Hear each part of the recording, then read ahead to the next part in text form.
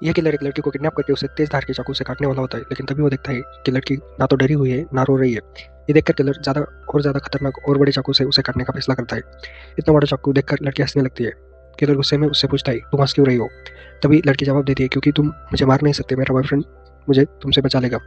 इस लड़की का नाम दामिनी है। दामिनी स्टेशन पर अपने बॉयफ्रेंड के आने का इंतजार कर रही होती है, लेकिन उसी समय एक साइको किलर वहां आ जाता है और उसके चेहरे पर स्प्रे मारकर उसे बेहोश कर देता है। बेहोश होने से ठीक पहले दामिनी मुस्कुराती है, क्योंकि वो अपने ब्लाइंड बॉयफ्रेंड गौतम को उसी स्टेशन पर आते हुए देख लेती है। किलर जब देखता है कि सामने वाला लड़का अंधा है, वो तो चुपचाप दामिनी को उठाकर वहां से चला जाता है। गौतम को कुछ गड़बड़ महसूस होती है। वो दामिनी को आवाज देता है। थोड़ा इधर उधर ढूंढने पर उसे दामिनी की रिंग मिल जाती है।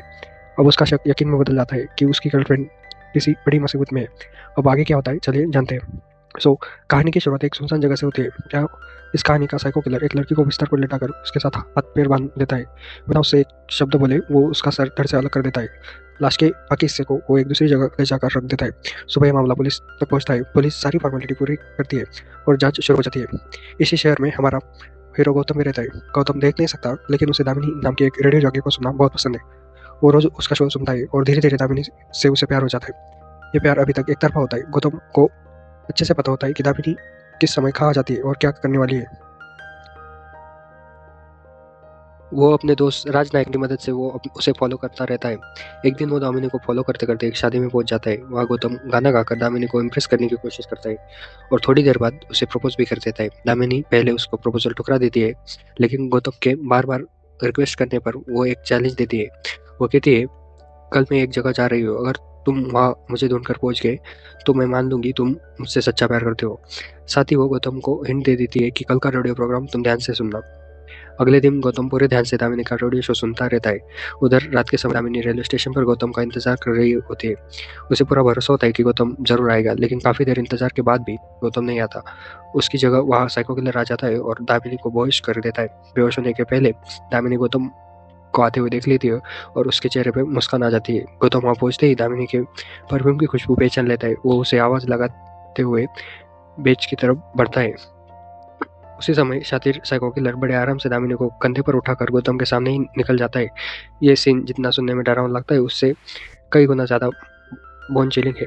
गौतम को पक्का यकीन होता है कि कुछ तो बहुत गड़बड़ हो रही है। वो तुरंत पुलिस को कॉल करता है और बताता है कि दामिनी को उसी साइको किलर ने अगवा कर लिया है। वही दूसरी तरफ वो साइकिलर दामिनी को एक सुनसान जगह ले जाता है।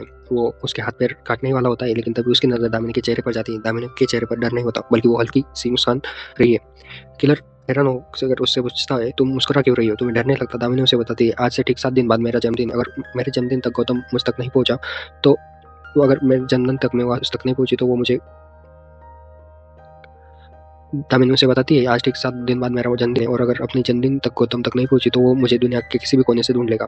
ये सुनकर किलर कुछ देर चुप हो जाता है। वो दामिनी को मारने के बजाय उसका चैलेंज एक्सेप्ट कर लेता है।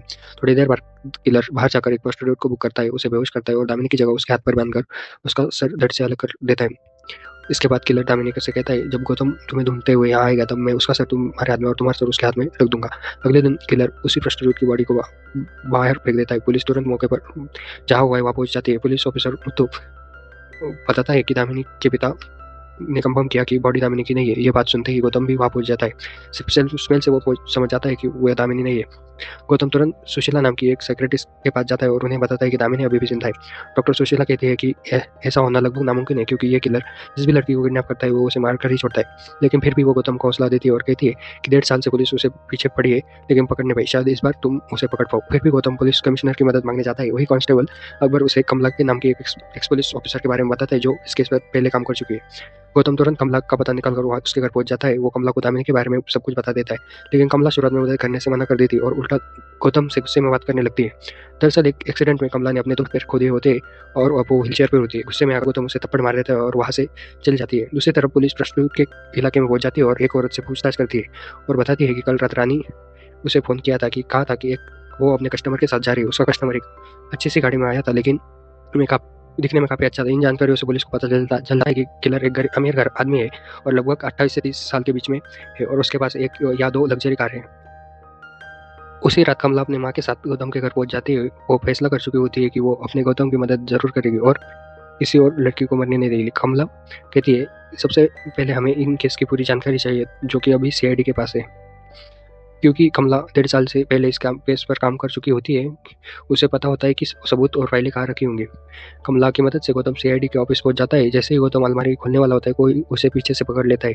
उसी समय मुथु घर की चाबी लेने ऑफिस में आया होता है। मुथु को शक होता है, लेकिन वहाँ कोई दिखाई नहीं देता। मुथु के जाने के बाद पता चलता है कि अकबर ने गौतम को छुपा दिया होता है। कांस्टेबल अकबर गौतम की मदद करते हुए सभी फाइलों की इंपॉर्टेंट जेरॉक्स कॉपी उसे निकाल कर दे देता है।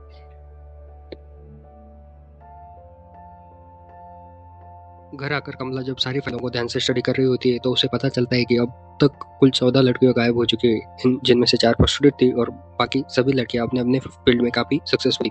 एक और बात सामने आती है, जिन लड़कियों को किडनैप किया गया है वो सभी दिन दहाड़े रोड पर से गायब हुई है। गौतम पुलिस की टीम के साथ सभी विक्टिम के घर जाकर पूछताछ करता है। सभी माता पिता का कहना था कि उनकी बेटी घर लौटते वक्त रास्ते से अचानक गायब हुई। ये सब सुनकर गौतम उन सभी जगहों पर जाता है जहाँ जहाँ लड़कियों को आखिरी बार देखा गया था। तभी गौतम एक कॉमन चीज नोटिस करता है। हर क्राइम सीन के पास एक डस्टबिन मौजूद था। गौतम और कमला समझते हैं कि जब लड़की घर लौट रही होती है, तब डस्टबिन के पास उसे कुछ तो ऐसा दिखा होगा जिस वजह से उसे गाड़ी रोकी होगी। पास खेल रहे बच्चों के पूछताछ करने पर पता चलता है कि उन्होंने रूपा नाम की लड़की के साथ में एक प्यारा सा पपी देखा था। यही से गौतम और कमला किलर की प्लानिंग समझ जाते हैं। वो अंदाजा लगाते हैं कि किलर पहले एक क्यूट सा पपी खरीदता होगा और उसे डस्टबिन के पास छोड़ देता होगा। जब लड़की पपी को देखकर गाड़ी रोकती होगी, तभी किलर आकर उसे कहता होगा, ये कुत्ता मेरा है, प्लीज मुझे दे दो। जैसे ही लड़की उसके पास जाती है, वो किसी चीज से उसे बेहोश करके किडनैप कर लेता होगा। अगले दिन किलर ठीक ऐसे ही प्लान से एक और लड़की को किडनैप करने की कोशिश करता है, लेकिन इस बार वो सफल नहीं होता, क्योंकि पिछली रात कमला और गौतम ने वहां पहले ही पहुंच चुके होते हैं। कुछ समय बाद किलर वो खुद गौतम के घर के बाहर एक बॉडी रखकर चला जाता है। साथ में एक मैसेज भी लिखा होता है, जिस पर लिखा होता है, happy advance happy birthday. Gautam जब उस बॉडी के पास जाता है, तो उससे एक अजीब सी बदबू महसूस होती है। वो अपने दोस्त राजनायकम को कहता है कि एक सफेद और काला पिग लेकर आओ। राजनायकम ऐसा ही करता है। गौतम कमला को बताता है कि उसी बॉडी से पहले प्रोस्टिट्यूट से सफेद पिग वाली ही खुशबू आ रही थी। इसके बाद गौतम और कमला एक करके सभी पिग फार्मर से पूछताछ करते हैं, लेकिन किसी फार्मर में उन्हें ऐसा यंग मालिक नहीं मिलता जो किलर के हुलिये से मैच करता हो। इसी दौरान मुथु को पता चलता है कि गौतम और उसकी टीम पिग फार्मर की जांच कर रही है। मुथु ने पहले ही एक आदमी गौतम के पीछे लगा रहा था। मुत्तु खुद भी एक पिग फार्म पहुंच जाता है। इत्तेफाक से उसी पिग फार्म का मालिक वही सार्को किलर होता है। पुलिस को देखकर किलर घबरा जाता है और मुत्तु को इंजेक्शन लगाकर बेहोश कर देता है। इसके बाद मुत्तु को एक कमरे में बंद कर देता है, वही कमरा जहाँ किलर अपने सारे कारनामे करता था। जब किलर वहाँ नहीं होता, दामिनी मुत्तु को होश में लाकर भगाने के लिए कहते हैं, लेकिन मुत्तु कहता है कि वो चल नहीं सकता। थोड़ी देर बाद साइकिल वापस आता है और मुत्तु को भी मार देता है।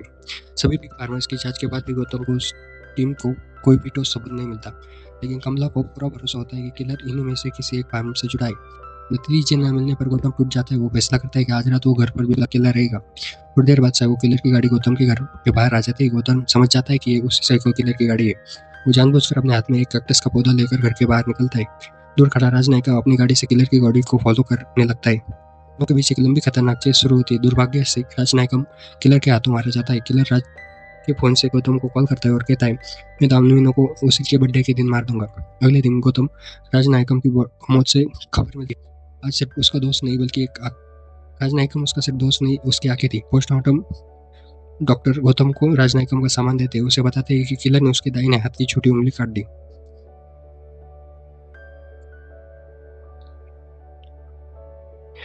राजनायकम की मौत के बाद गौतम पूरी तरह से टूट जाता है। वो कमला और उसकी माँ से कहता है कि अब वो किलर के पीछे नहीं भागेगा।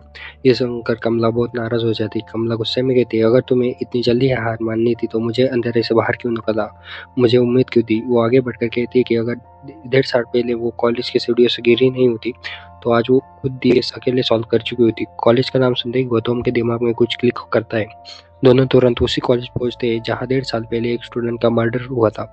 सीसीटीवी फुटेज चेक करने पर उन्हें एक संदिग्ध आदमी दिखता है, जो पूरे फंक्शन के दौरान प्रिंसिपल के बगल में बैठा होता है। गौतम और कमला सीधे प्रिंसिपल से पूछते हैं, ये आदमी कौन था। प्रिंसिपल बताता है, मुझे नहीं पता वो कौन था, लेकिन इतना जरूर बता सकता हूँ कि वो लेफ्ट हैंडेड था, क्योंकि उसके पॉपकॉर्न बाएं हाथ से लिया था और पूरे समय अपना दाएं हाथ पॉकेट में रखा था। ये सुनते ही गौतम सब समझ जाता है। वो तुरंत राजनायकम के सामान की जांच करता है और उससे कंफर्म हो जाता है कि किलर के दाहिने हाथ की छोटी उंगली नहीं है। असल में यही राजनायकम का छोड़ा हुआ सुराग होता है। गौतम को याद आता है कि जब किलर उसके घर आया था, तब उसने उसकी गाड़ी का साइज नाप लिया था। इसी के आधार पर वो अलग अलग कार कंपनियों से पूछताछ करता है।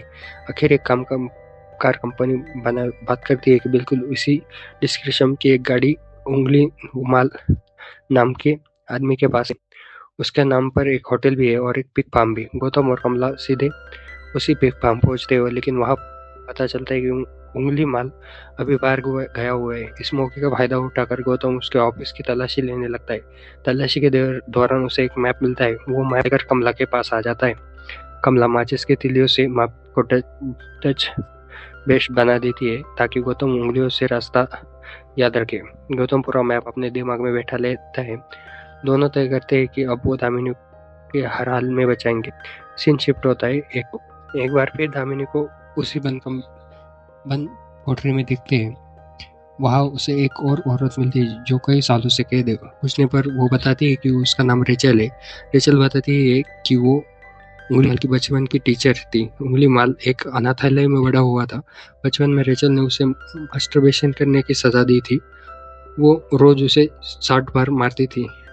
यही जल्द उसके दिमाग को पूरी तरह तोड़ देता है। अब उंगली माल वही दर्द दूसरों पर दोहराता है।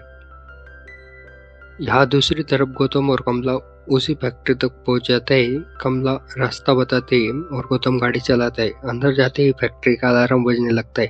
उंगली माल गौतम को मारने वाला होता है, तभी वो पूरे इलाके की बिजली कट जाती है। असल में कमला की माँ ने बाहर से लाइट काट दी थी। अंधेरे में उंगली माल गौतम को ढूंढने लगता है। वो चिल्ला कर कहता है, मैं हार गया, या तो तुम मुझे मार दो या मैं तुझे मार दूंगा। तभी गौतम सामने आ जाता है। उंगली माल गौतम के पेट में चाकू मार देता है, लेकिन गौतम उसे गोली का झटका देकर बेहोश कर देता है।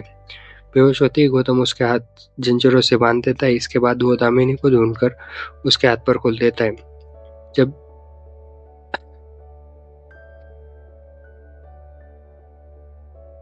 जब ये लोग वहां से भाग रहे होते तो उंगली माल जोर जोर से चिल्लाता है, टीचर प्लीज मुझे अकेला मत छोड़ो, मैं अकेले नहीं रहना चाहता। यह सुनकर दामिनी चाबी उठाकर उसकी तरफ फेंक देती है, लेकिन जैसे उंगली माल चाबी लेने बढ़ता है उसकी टीचर रेचल चाबी उठाकर निकल जाती है। गुस्से में उंगली माल रेचल को पेट फाड़कर चाबी निकालता है और खुद को आजाद कर लेता है। जब तक बाहर आता है तब तक गौतम, दामिनी और कमला वहां से भाग चुके होते हैं। अगले दिन पुलिस दामिनी को प्रेस के सामने बैठाती है। दामिनी बयान देती है, मुझे उस आदमी ने कोई साइको किलर नहीं देखा, मुझे तो एक छोटा बच्चा देखा जिसे सब ने अकेले छोड़ दिया। अगर मैं उसकी माँ या बहन होती तो शायद उसे इतना प्यार मिलता कि वो कभी साइको किलर नहीं बनता। यह इंटरव्यू उंगली माल भी देख लेता है। वो समझ जाता है कि जिंदगी में पहली बार किसी ने उसे समझाए। अपनी हार और अपनी गलती मानकर उंगली माल एक पहाड़ से कूदकर अपनी जान देता है।